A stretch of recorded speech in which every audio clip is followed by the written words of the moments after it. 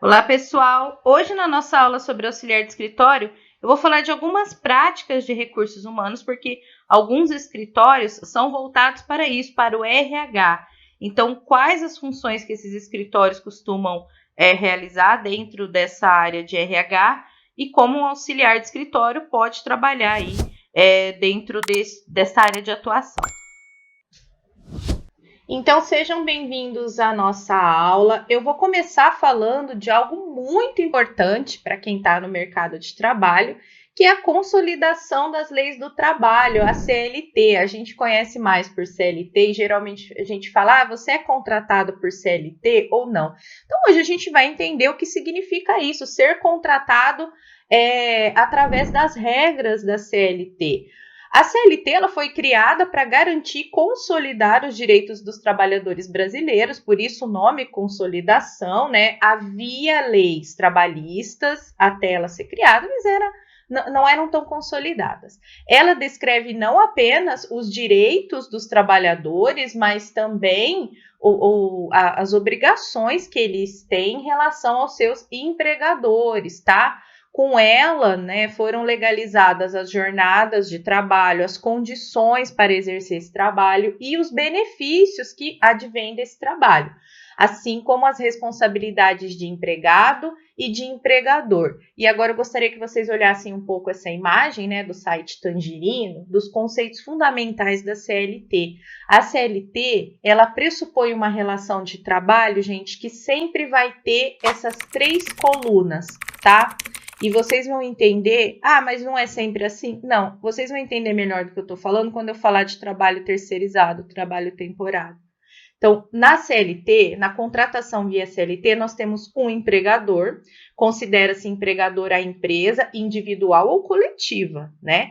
Que, assumindo os riscos da atividade econômica, admite, assalaria e dirige a prestação pessoal de serviço. A gente vai ver também que salário e remuneração não é a mesma coisa, tá? E na contratação via CLT, nós temos a obrigação do pagamento de salário, tá?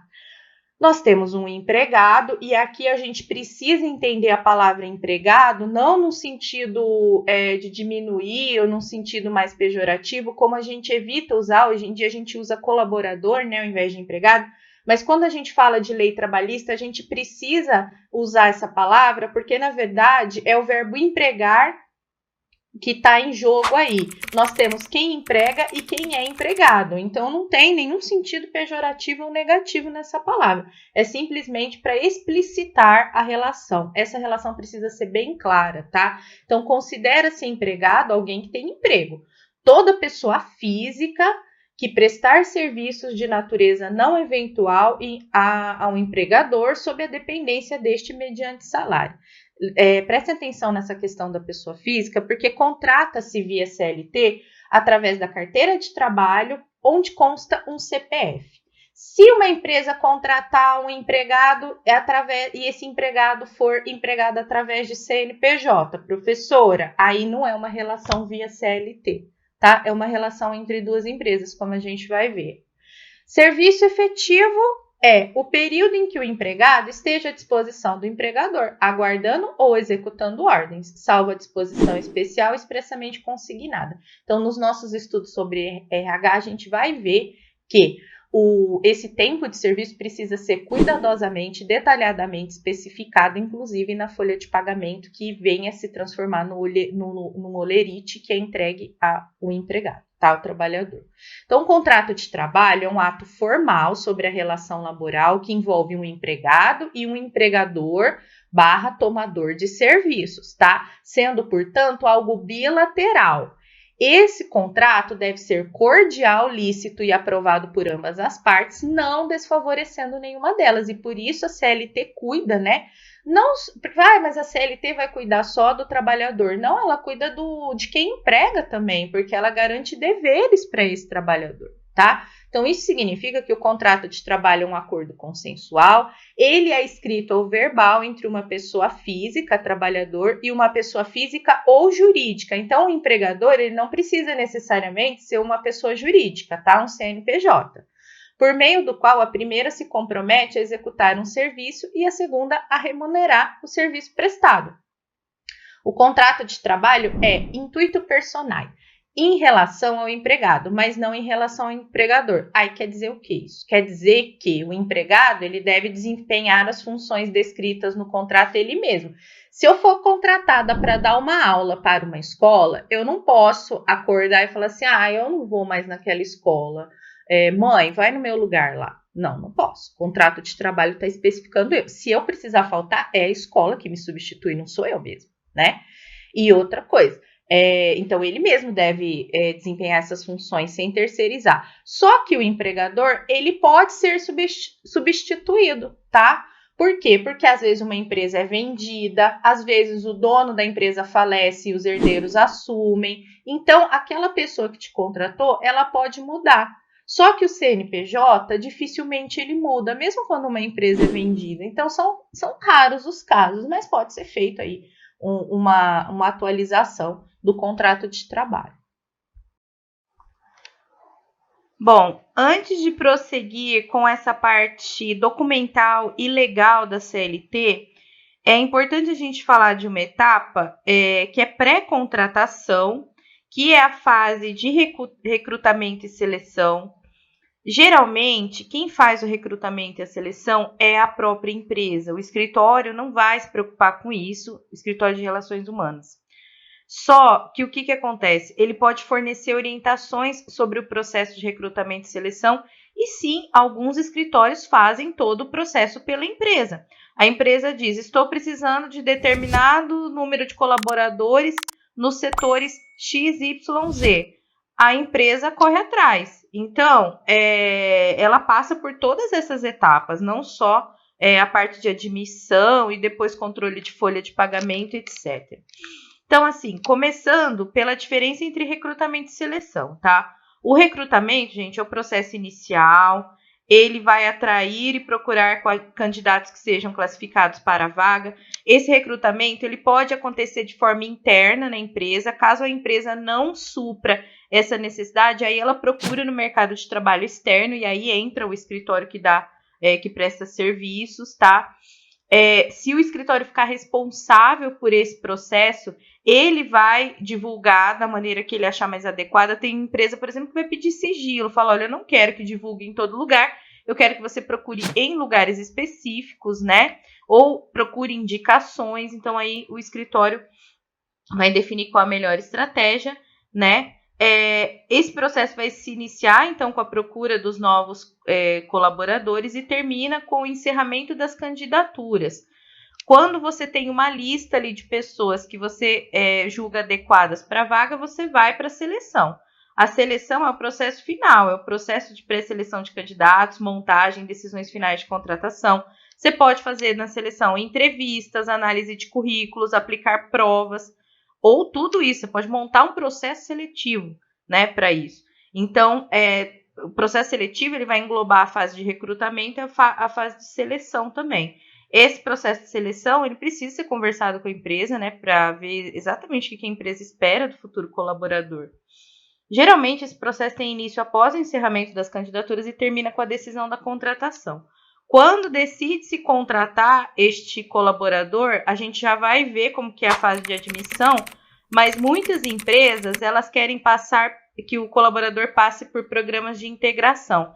Esses programas, gente, geralmente são responsabilidade da empresa, mas é interessante a gente entender como ele funciona, né? Porque muitas vezes o contrato de trabalho depois é rompido porque um colaborador não aderiu ao que foi pedido a ele durante o programa de integração. Quer ver? Nesse programa, a empresa vai fazer uma apresentação da sua missão, da sua visão e de seus valores.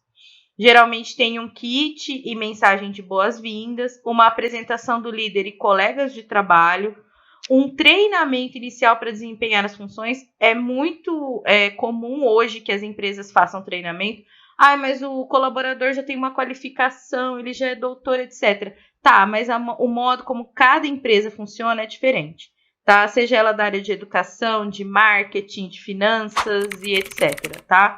Então, o treinamento geralmente acontece e o treinamento fica por conta da empresa, avaliação de aprendizado e feedbacks, né? Você pode solicitar aí. Tem gente que na fase de treinamento é dispensado, não é contratado, tá? Porque o treinamento ou a integração, você pode fazer um contrato provisório com um colaborador e ele só vai para admissão de fato se ele apresentar um resultado satisfatório. E, lógico, a cultura organizacional da empresa. Então, um colaborador que não se encaixar nesse programa de integração, de treinamento, ele pode não ir para a fase de admissão. Tudo isso é conversado com a empresa. Tá? Geralmente, o escritório vai seguir a cartilha da empresa, o que a empresa quer, porque ela é o cliente do escritório. Bom, agora que a gente já entende um pouquinho de CLT, olha, gente, lembrando que a CLT, essa consolidação das leis do trabalho, ela é de 1943, ela foi atualizada em 2017 com a reforma trabalhista e é um documento bastante extenso. Vocês têm o link para a CLT, né, lá no final, na bibliografia da apostila. Então, em dúvida sobre qualquer questão, principalmente aqui na hora da admissão, consultem a CLT, tá? Se não tiver um departamento jurídico ali para consultar na empresa, que é o ideal, né? Porque afinal de contas, no final, quando se trata de contratos, mesmo sendo de trabalho, é sempre bom a orientação de um departamento jurídico. Mas às vezes você tem uma dúvida simples, algo, né, um pequeno detalhe, às vezes em relação à quantidade de horas, tá, vai na CLT, tá bom? E aqui, ó, nós falamos do processo de recrutamento, de seleção, falamos da integração e socialização dos novos colaboradores, do treinamento, e aí chegou a hora de fazer a admissão, né?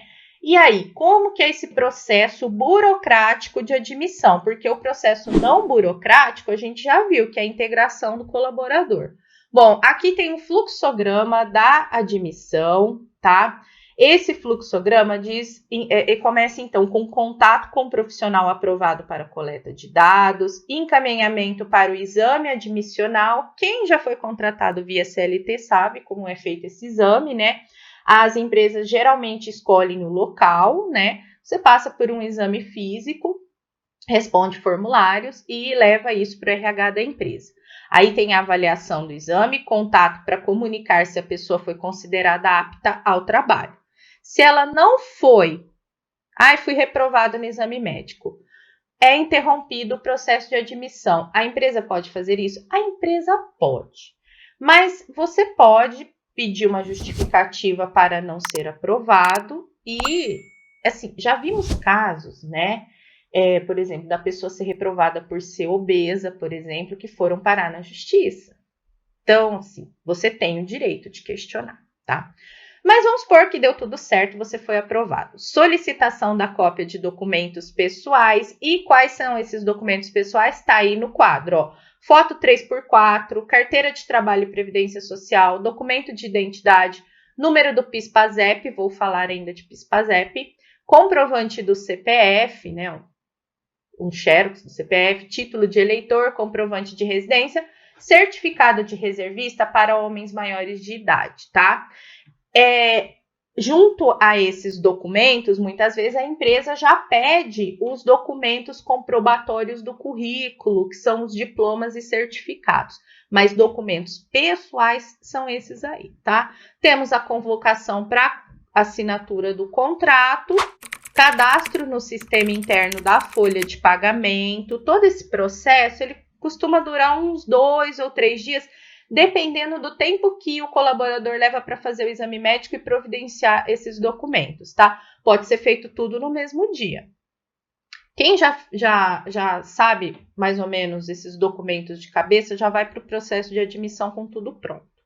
Repasse de instruções sobre carga horária, registro de ponto, férias, etc. Tudo isso foi explicado lá no programa de integração, mas o RH tem a obrigação de reforçar isso, de preferência por escrito, tá? Para que o colaborador esteja ciente. Muitos departamentos de RH fazem, inclusive, o colaborador assinar a ciência a respeito de certas funções, tá? A apresentação do espaço físico da empresa, ela já foi feita no programa de integração, professora. Ela pode acontecer de novo? Ela pode acontecer de novo na área em que o trabalhador vai atuar. Então, ele conheceu a empresa toda, os meios de produção, banheiros, cafeteria, jardim, etc. Agora, ele pode ser apresentado ao seu local de trabalho específico, tá? E aí, entra aquele colaborador que vai treiná-lo, orientá-lo, que vai ser uma espécie de mentor ali, tá? E, por fim, a gente tem, então, o processo de admissão concluído. Se você quer saber um pouquinho mais desse processo de admissão, coloquei a fonte aí, né, dessas informações que eu... Olá, peço desculpas por interromper sua aula por um breve momento, mas tenho algo importante e vantajoso para compartilhar com você. Se você está gostando desta aula, tenho uma ótima notícia. Agora você pode levar sua experiência de aprendizado para o próximo nível fazendo sua matrícula em nosso site.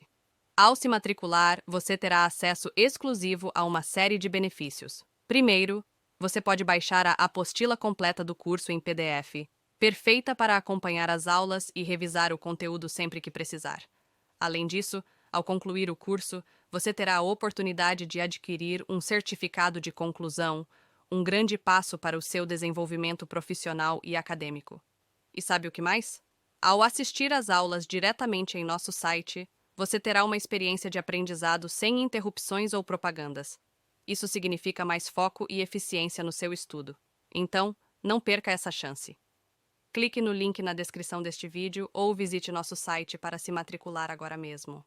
É rápido, fácil e vai transformar a maneira como você aprende. Agora, vamos voltar à aula. Obrigado por sua atenção e nos vemos no site. Estou mostrando, né, no site Pulses. Você pode verificar isso, mas basicamente, quem já passou por processo de admissão sabe que basicamente é isso, é um pouquinho engessado, né? Porque tudo tem que seguir a lei rigorosamente. E aí, o RH, ele tem hoje, principalmente depois da reforma trabalhista, várias possibilidades de contrato de trabalho, tá? O mais comum é via CLT e pela CLT ele tem caráter indeterminado. Só que a reforma trabalhista também garantiu outras possibilidades de trabalho, como, por exemplo, o contrato com prazo indeterminado. Ele não é ilegal e ele tem se tornado muito comum em alguns setores, tá? Por exemplo, a empresa vai contratar vendedores sazonais. Ela pode optar por outros tipos de contrato que não seja esse de prazo determinado. Pode contratar um trabalho temporário, pode fazer um trabalho por tempo determinado, pode até terceirizar os serviços, certo? Vamos ver primeiro o contrato por prazo determinado, quais as regras e os requisitos. Nós temos aí atividades transitórias. O contrato por prazo determinado somente pode ser aplicado em caso de experiência ou atividades transitórias, temporárias, que justifiquem esse contrato. Então, não é uma festa, tá? Não é um oba-oba, tem as suas regras. Inclusive, na própria CLT, tem as regras para o trabalho com prazo determinado. Por isso que eu digo, sempre consultem a CLT, tá? Por que sempre consultem a CLT? Ah, mas está escrito aí, professora. Não, porque a CLT muda, gente. Lei trabalhista muda muito rápido, com muita frequência, sabe? Às vezes eles aprovam um projeto de lei no Congresso, a gente não fica nem sabendo, passa pelo Senado, entra em vigor e aí tá lá. Quando você consulta o link da consolidação das leis do trabalho oficial, lá do Palácio do Planalto, consta todas as atualizações, então você não precisa se preocupar em saber se está atualizado ou não. Então, sempre consultem o link da CLT, tá? O prazo de experiência possui prazo de no máximo 90 dias e o restante prazo de 2 anos, admitindo apenas uma única renovação sob pena do contrato ser convertido. Então, muitas empresas elas fazem um contrato de experiência de 90 dias, depois elas estendem para 2 anos e só aí elas fazem um contrato por prazo indeterminado via aquelas regras tradicionais da CLT. Eu não vou falar mais via CLT porque os dois constam na CLT, né? Nova contratação. Havendo nova contratação por prazo determinado, após 6 meses da última rescisão, o contrato é considerado como prazo indeterminado automaticamente. Então, a empresa não pode ficar repetindo esse procedimento com o mesmo colaborador. Ela contratou você por 6 meses lá, por prazo determinado, aí ela deixa passar 6 meses, te contrata de novo por prazo determinado. Não, senhor. Se for contratar o colaborador por uma segunda vez, vai ter que ser com prazo indeterminado, tá bom? Automaticamente, não tem nem o que questionar. A estabilidade. Havendo nova contratação por prazo determinado, havendo nova contratação por prazo determinado, após 6 meses da última rescisão, o contrato é considerado como prazo indeterminado automaticamente, né? Então, a mesma coisa, garante uma estabilidade aí, né, para o colaborador.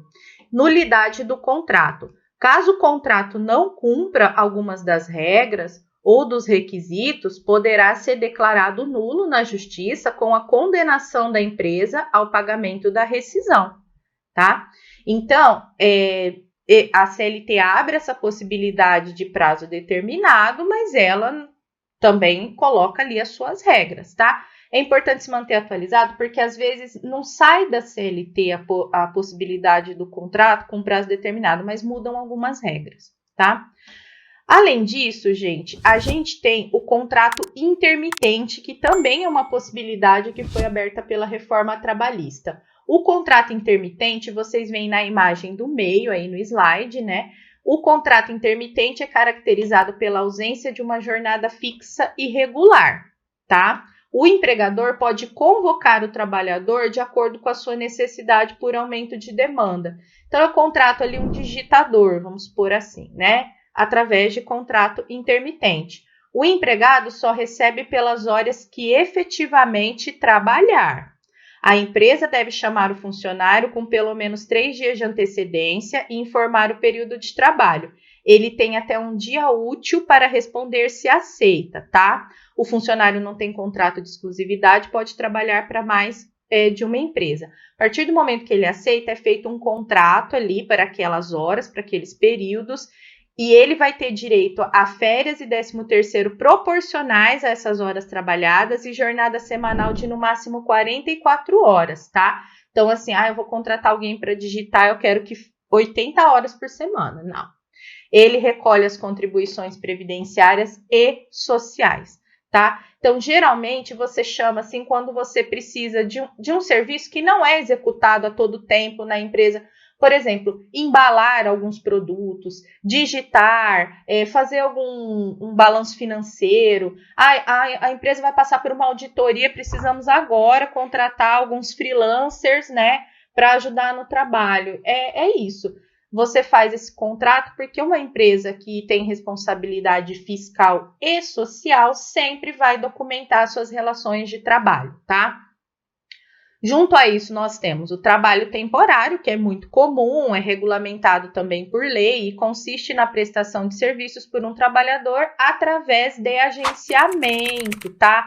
Então, a agência manda, é um contrato trilateral nesse caso, tá? Não é mais o contrato só do empregado e empregador. Então, essa agência, ela vai mandar ali aquele colaborador que é dela, para prestar um trabalho temporário ali na empresa, na sua empresa, que pode estar relacionado a vários tipos de serviço, inclusive vendas, tá, gente? Por exemplo, quando a gente tem um aumento muito grande das vendas, uma época, por exemplo, Natal, a empresa ela vai contratar geralmente mão de obra através do trabalho temporário, né? Ou ela pode fazer aí um contrato intermitente, um contrato por prazo determinado, né? Enfim, tem essas possibilidades. Inclusive o trabalho terceirizado, né? Que muitas empresas têm terceirizado alguns tipos de serviço, né? Principalmente porque a reforma trabalhista abriu um leque maior de possibilidades, né? Além da nova lei trabalhista, das atualizações, né? Da CLT, nós também tivemos a lei da terceirização, que é essa lei aí, ó, número 13.429, também de 2017, né, quando foi feita a reforma, consultem essa lei se vocês tiverem dúvidas sobre terceirização. Sempre consultem a lei, não custa reforçar. Então, antes destas, apenas era permitido terceirizar os serviços de limpeza, de vigilância, atividades meio da tomadora de serviços, que são atividades periféricas, não ligadas àquela atividade principal da empresa. Então, por exemplo, a gente tem um mercado ali como o Carrefour, né? Ele terceirizava serviço de limpeza, de vigilância. Hoje pode terceirizar todos os tipos de serviço, inclusive os caixas. Então, vamos supor ali que o Carrefour tenha contratado via CLT tradicional, com prazo indeterminado, 10 caixas. E em determinadas épocas do ano, a demanda sobe tanto que ele precise contratar em certos horários, em certas épocas, mais 10 caixas, porque o fluxo de pessoas é muito grande. Ele pode optar pelo trabalho temporário através de uma agência, ou ele pode fazer contrato por tempo determinado com alguns colaboradores para ver se esse período for grande, né? For, por exemplo, 90 dias. Ou ele pode recorrer ao trabalho intermitente, que ele vai contratar esses caixas somente em determinado horário, não é? É um horário onde tem um pico ali. Então, aí ele faz um contrato intermitente. Então, o caixa vem trabalhar, por exemplo, das 4 da tarde às 10 da noite e durante determinados dias ali, e depois que parar esse período sazonal em que tem maior demanda, o contrato é encerrado. Então, esse último slide, eu fiquei em dúvida se eu colocava lá na parte de contabilidade essa parte de folha de pagamento, tá? Geralmente, folha de pagamento é da área de contabilidade. Então, se você for trabalhar num escritório contábil, a folha de pagamento da empresa vai estar passando por você, assim como todas aquelas demonstrações contábeis que eu falei na aula anterior. Só que, por outro lado, para você montar uma folha de pagamento ou para você cuidar dela, você precisa ter um mínimo de noção de direito trabalhista, que é o que eu estou explicando na aula de hoje. Então, eu falei, não, vou jogar a folha de pagamento para o final, depois de explicar a contabilidade, depois de explicar direito trabalhista, porque eu acredito que o entendimento de vocês vai ficar um pouco mais claro, né? Então, a folha de pagamento é uma lista de remuneração paga aos trabalhadores de uma organização, lembrando que a gente já sabe que salário é uma coisa e remuneração é outra, né? Mas na folha de pagamento tem tudo que o colaborador recebe, tá? Ela tem horas e datas contabilizadas, acréscimos, descontos. No Brasil, as empresas têm obrigação legal de prepará-la e de entregar um holerite com essas informações ao trabalhador. Então, a empresa pode destinar ao prestador de serviços o controle da folha de pagamento. Na folha, geralmente tem os dados do empregador, dados do empregado, cargo e função, os descontos realizados, número de dias trabalhados, valores de horas extras, adiantamentos, valor bruto e líquido. Além disso, é necessário agrupar os colaboradores por categorias de contratos, tá? Por exemplo, contratos determinados, intermitentes, CLT, etc. A gente acabou de ver isso, né? Por isso que é interessante, achei interessante colocar no final dessa aula. Por quê? Porque agora a gente já sabe o que é contrato terceirizado, intermitente e etc, tá? A lei diz também que a empresa é obrigada a preparar folha de pagamento da remuneração paga, devida ou creditada a todos os segurados a seu serviço, devendo manter em cada estabelecimento uma via da respectiva folha e recibo de pagamentos. A empresa precisa ter uma cópia dessa folha de pagamento, porque o colaborador pode pedir, né? Lançar mensalmente em títulos próprios de sua contabilidade, de forma discriminada, os fatos geradores de todas as contribuições, o montante das quantias descontadas, as contribuições da empresa e os totais escolhidos, tá? Então, a folha de pagamento, ela segue critérios. O cálculo da folha de pagamento, gente, tem uma imagem aí mostrando para vocês. Tem o salário base, funcionário A, 1.560, funcionário B, 2.400. Total, 3.960, né? Então, temos 2 funcionários. Retenção de INSS, desconta. Provisão 13º salário. Provisão de férias, mais 1/3 de férias. FGTS mensal, desconta também. FGTS 13º salário, FGTS de férias, mais 1/3. Isso é um exemplo. a folha de pagamento, os descontos, as informações vêm lá da empresa. Esses descontos fixos, geralmente, tem o INSS, algumas empresas fazem o imposto de renda na fonte, então desconta um pouquinho ali do imposto de renda. Tem, às vezes, descontos de plano odontológico, vale transporte, plano de saúde, tudo isso é passado pela empresa inicialmente. Você monta a planilha já com esses descontos e depois a planilha do Excel vai fazendo todos os cálculos. Você só vai alimentando. Por exemplo, se o colaborador faltou sem justificativa, tem um desconto de um dia de trabalho, você já sabendo o valor desse desconto, já coloca ali automaticamente. E assim como hora extra, valor da hora extra, trabalhou X horas, você já acrescenta ali. É importante que na planilha tenha todas as colunas respectivas a esses descontos, a esses adicionais, para depois você só ter que inserir o número, tá? E aí, tudo bem? Estou passando apenas para deixar um recado bem rápido para você que acabou de ver essa aula e que gostaria de assistir a todas as aulas desse curso. É bem fácil. Basta você clicar no link que está na descrição deste vídeo ou acessar www.novacursos.com.br.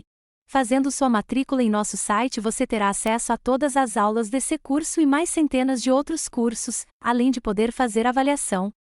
E caso você queira, poderá estar adquirindo o certificado com um valor bem acessível. Esse foi o recado que eu queria dar. Aguardo sua matrícula. Até breve!